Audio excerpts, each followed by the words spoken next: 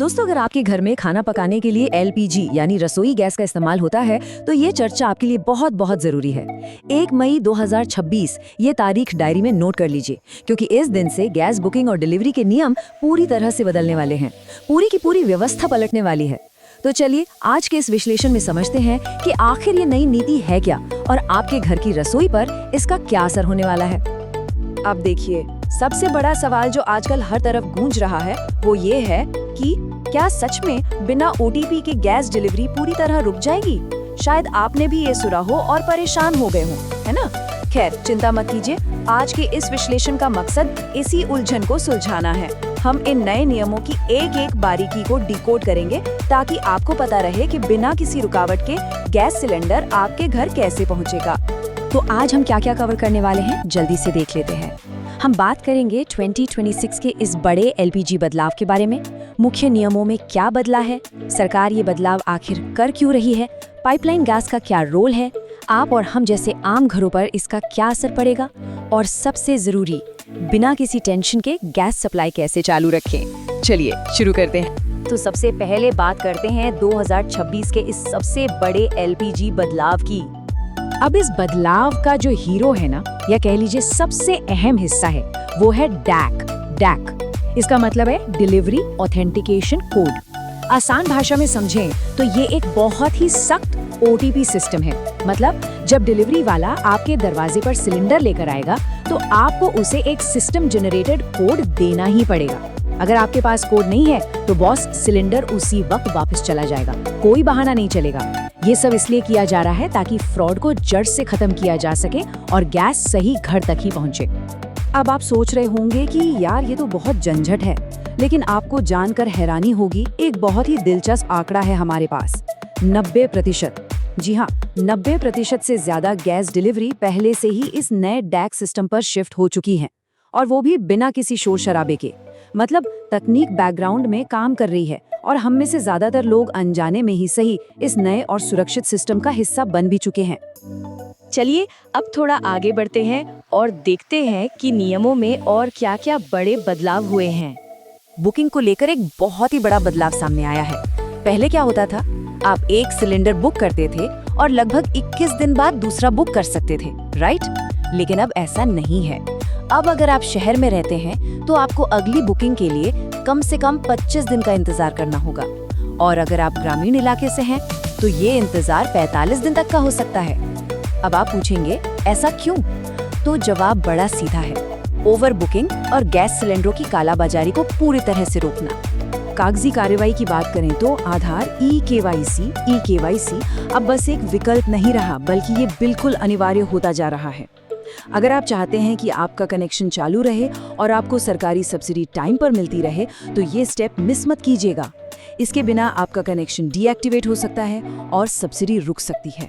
खासकर उन लोगों के लिए जो प्रधानमंत्री उज्ज्वला योजना का लाभ उठा रहे हैं, उनके लिए ये बहुत ही क्रिटिकल है। और हाँ, बात सिर्फ नियमों की नहीं है, कीमतों का गणित भी तेजी से बदल रहा है। अगर आप हालिया ट्रेंड्स पर नजर डालें तो हर महीने की पहली तारीख को कीमतों का रिव्यू होता है, और पिछले कुछ महीनों में हमने क्या देखा है, बेस प्राइस के ऊपर 50 रुपए, कभी 60 रुपए की लगातार बढ़ोतरी। ये एक ऐसा ट्रेंड है जिसे हम इग्नोर नहीं कर सकते, क्योंकि ये सीधा हमारे और आपके घर के बजट पर असर डालता है। अब आपके मन में ये सवाल जरूर आ रहा होगा कि आखिर इतने सारे नियमों में बदलाव हो क्यों रहा है? देखिए, ये जो नीतियां बन रही हैं ना, ये हवा में नहीं बन रही। इसके पीछे बहुत बड़े ग्लोबल और डोमेस्टिक कारण हैं। एक तरफ इंटरनेशनल लेवल पर पश्चिम एशिया में जो तनाव है और जो ग्लोबल ऑयल क्राइसिस चल रहा है, उसने पूरी दुनिया के एनर्जी मार्केट को हिला कर रख दिया है। और दूसरी तरफ देश के अंदर सरकार का टारगेट बिल्कुल क्लियर है, कालाबाजारी के पूरे नेटवर्क को जड़ से उखाड़ फेंकना, हर एक डिलीवरी की डिजिटल मॉनिटरिंग करना और ये पक्का करना कि सब्सिडी का एक भी पैसा गलत हाथों में ना जाए।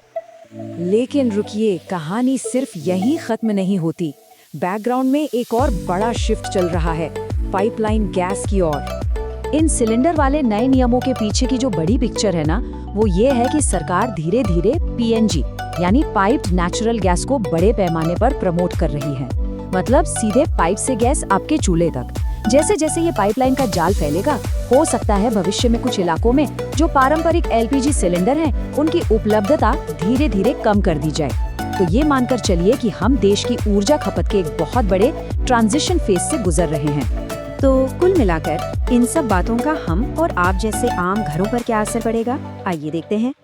अगर हम इस पूरी तस्वीर के दोनों पहलुओं को देखें तो कुछ पॉजिटिव्स हैं और कुछ नेगेटिव्स भी।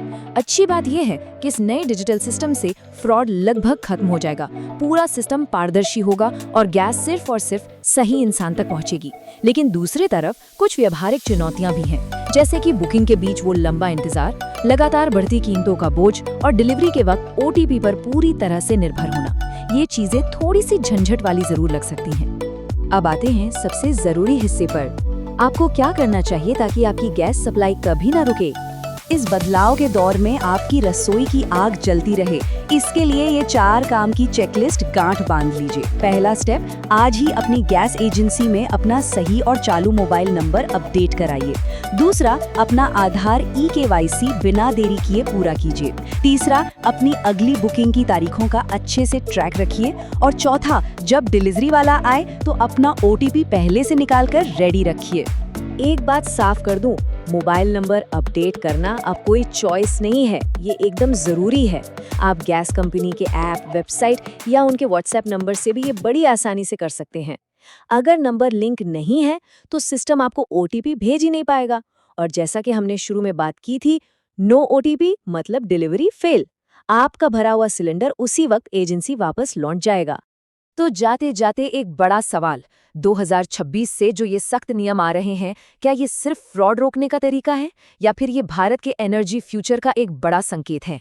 क्या सच में वो भारी भरकम लाल सिलेंडरों का युग धीरे धीरे खत्म होने वाला है और आने वाला कल पूरी तरह से पाइपलाइन गैस का होने वाला है? ये एक ऐसा सवाल है जिस पर आपको और हमें जरूर सोचना चाहिए। इस नई व्यवस्था के लिए खुद को तैयार रखिए।